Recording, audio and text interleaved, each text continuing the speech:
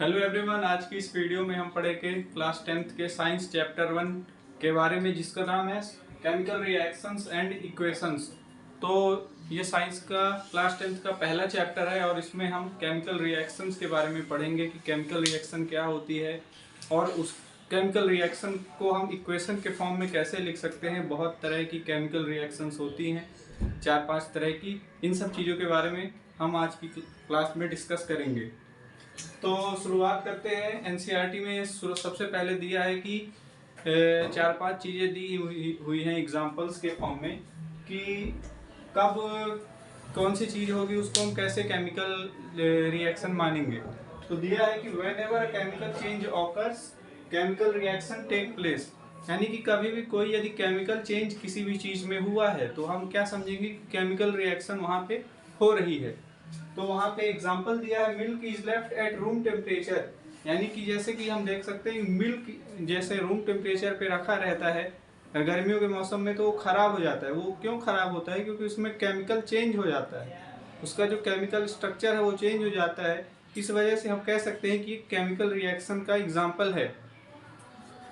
जैसे कि आयरन तवा, पैन या नेल, यानी कि कोई भी आयरन की चीज़ें जैसे कि एटमॉस्फेयर में या हमारे आसपास यदि पड़ी रहती हैं ह्यूमिडिटी में, तो उसमें क्या होता है कि रस्टिंग होने लगती है। इससे क्या होता है कि हम समझ सकते हैं इससे कि यहाँ पे केमिकल रिएक्शन जो है वो इसका एक एग्जांपल है। ग्रेप्स गेट फर्मेंटेड और रेस्पिरेशन इन ह्यूमन बॉडी, यानी कि ग्रेप्स जब फर्मेंट हो जाते हैं तो वहाँ पे भी केमिकल चेंज होता है। और जैसे कि रेस्पिरेशन इन ह्यूमन बॉडी में जो रेस्पिरेशन है वो भी एक केमिकल चेंज को दर्शाता है, वो भी एक केमिकल चेंज को बताता है। तो वहाँ पे भी एक केमिकल रिएक्शन होती है। What does chemical reaction mean, यानी केमिकल रिएक्शन से हम क्या समझेंगे, केमिकल रिएक्शन का क्या मतलब है। तो एक्टिविटी 1.1 में समझाया है एक एक्टिविटी के थ्रू कि केमिकल चेंज जब होता है तो हम उसको केमिकल रिएक्शन वहाँ पे होती है। Magnesium ribbon Burns with a dazzling white flame. इस एक्टिविटी में क्या किया गया है कि एक मैग्नीशियम की रिबन ली गई है, एक ऐसा समझिए कि मैग्नीशियम की एक छोटी सी स्टिक ली गई है या एक पार्टिकल, एक पार्ट लिया गया है और उसको ऑक्सीजन की प्रेजेंस में उसको बर्न किया गया है। तो उसमें क्या हमें रिजल्ट मिलता है, वहाँ पे एक डेजलिंग वाइट फ्लेम, यानी एक चमकदार एक रोशनी उत्पन्न होती है।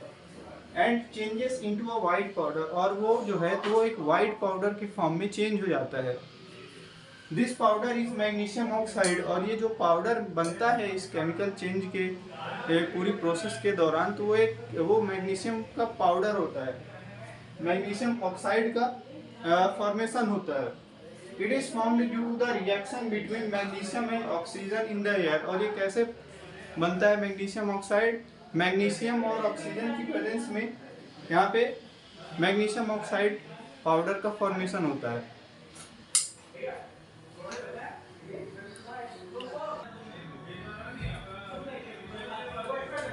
एक्टिविटी 1.2 में बताया है कि लेड नाइट्रेट और पोटेशियम आयोडाइड, जब इसका हम रिएक्शन करवाते हैं तो लेड आयोडाइड और पोटेशियम नाइट्रेट का फॉर्मेशन होता है। और एक्टिविटी 1.3 में दिखाया है कि जिंक और सल्फ्यूरिक एसिड Zn+H2SO4 मिल के बनाते हैं ZnSO4+H2, यानी कि हाइड्रोजन गैस इसमें जो है तो इवॉल्व होती है।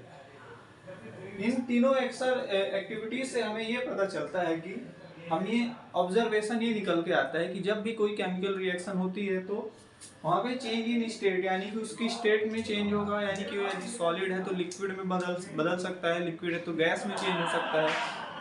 चेंज इन स्टेट होगा, चेंज इन कलर, यानी उसके कलर में चेंज हो सकता है, और इवोल्यूशन ऑफ अ गैस, और चेंज इन टेम्परेचर, यानी कि ये 4 चीजें होंगी। इवोल्यूशन ऑफ अ गैस यानी कि हाइड्रोजन गैस का जैसे कि यहाँ पे इवोल्यूशन होता है, जैसे इस रिएक्शन में एक्टिविटी 1.3 में हाइड्रोजन गैस जो है तो यहाँ पे इवॉल्व होती है। तो ये चारों पॉइंट से हम ये जो ऑब्जर्वेशन निकल के आते हैं ये चारों पॉइंट में, तो इसके बाद हम समझेंगे कि केमिकल रिएक्शन को लिखते कैसे हैं, उसका क्या फॉर्मेट होता है।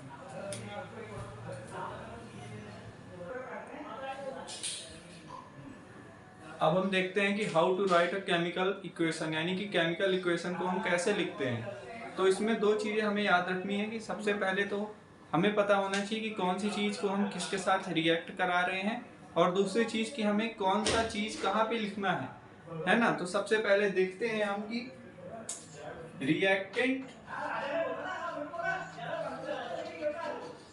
रिएक्टेंट जो है वो रिएक्ट करके प्रोडक्ट बनाएगा। इसका एग्जांपल है Mg+O2, ये मिलके मैग्नीशियम ऑक्साइड बना रहे हैं। जैसे कि हम रिएक्शन बैलेंस करें तो यहाँ पे 2 Mg हो जाएगा, यहाँ पे ऑक्सीजन 2 है तो यहाँ पे 2। यहाँ ये सॉलिड है, ये गैस है और ये सॉलिड है। तो यहाँ पे जो लेफ्ट साइड में है, जो लेफ्ट साइड में एरो के जो लेफ्ट साइड में हमारे लेफ्ट हैंड साइड में रहता है उसे हम रिएक्टेंट कहते हैं, और जो हमारे एरो के राइट साइड में होता है उसे हम प्रोडक्ट कहते हैं। तो रिएक्टेंट के बारे में हम क्या लिख सकते हैं? The substance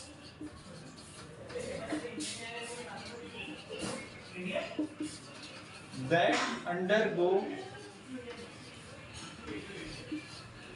chemical change is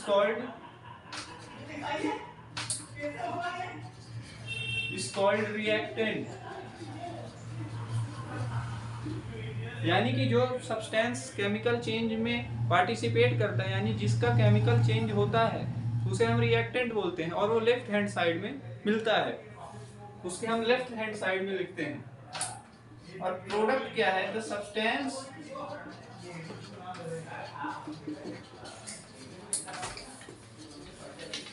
which is formed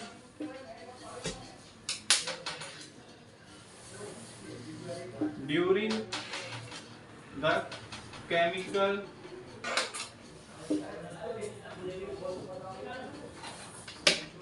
change is called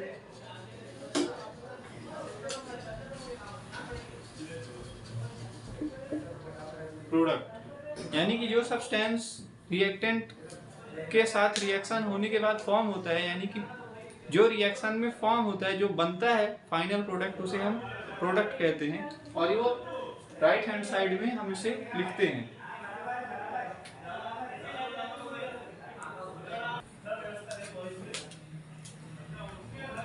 अब हम देखते हैं symbols of various physical states, यानी कि हम केमिकल रिएक्शन में हम सिंबल्स को कैसे लिखेंगे। जैसे सॉलिड, यानी कोई चीज सॉलिड है तो हम उसे शॉर्ट फॉर्म में S से डिनोट करेंगे।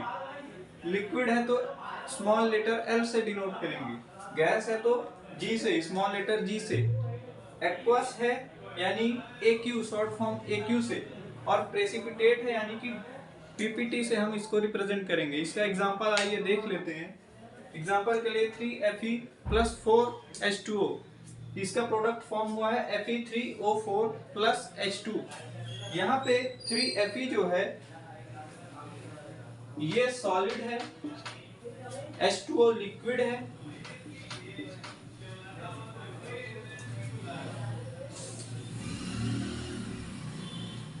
Fe3O4 जो है तो यहाँ पर सॉलिड हो गया, और H2 जो है गैस हो गया। यानी कि Fe solid, H2O liquid, Fe3O4 solid और H2 गैस हो गया। जैसे यहाँ पे 6CO2 है तो यहाँ पे हम एक्वस लिखेंगे। H2O लिक्विड है, यहाँ पे हम इसे एक्वस लिखेंगे ग्लूकोज को, ये एक्वस हो गया ऑक्सीजन, और यहाँ पे लिक्विड। ये पूरी रिएक्शन यहाँ पे हो गई।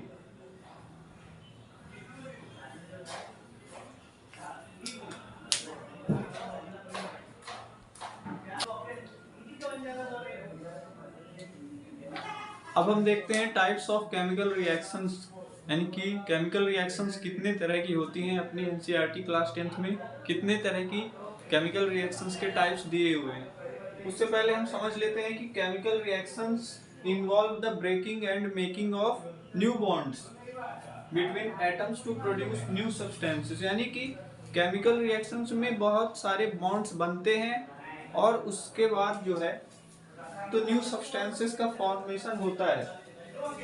Breaking and making of bonds between atoms, यानी कि एटम्स के बीच में बॉन्ड्स बनते रहते हैं और टूटते रहते हैं, यानी कि एटम्स के बीच में बॉन्ड्स टूटे और कोई नया बॉन्ड मिलके कोई और नया प्रोडक्ट बना दिया। तो टाइप्स ऑफ केमिकल रिएक्शंस में 5 तरह की केमिकल रिएक्शंस दी हुई हैं। तो सबसे पहले दिया हुआ है कॉम्बिनेशन रिएक्शन, उसके बाद डिकम्पोजिशन रिएक्शन पढ़ेंगे, उसके बाद डिस्प्लेसमेंट रिएक्शन पढ़ेंगे, उसके बाद डबल डिकम्पोजिशन रिएक्शन, और लास्ट में ऑक्सीडेशन एंड रिडक्शन। यानी ये 5 तरह की केमिकल रिएक्शंस के बारे में हम अब पढ़ने जा रहे हैं।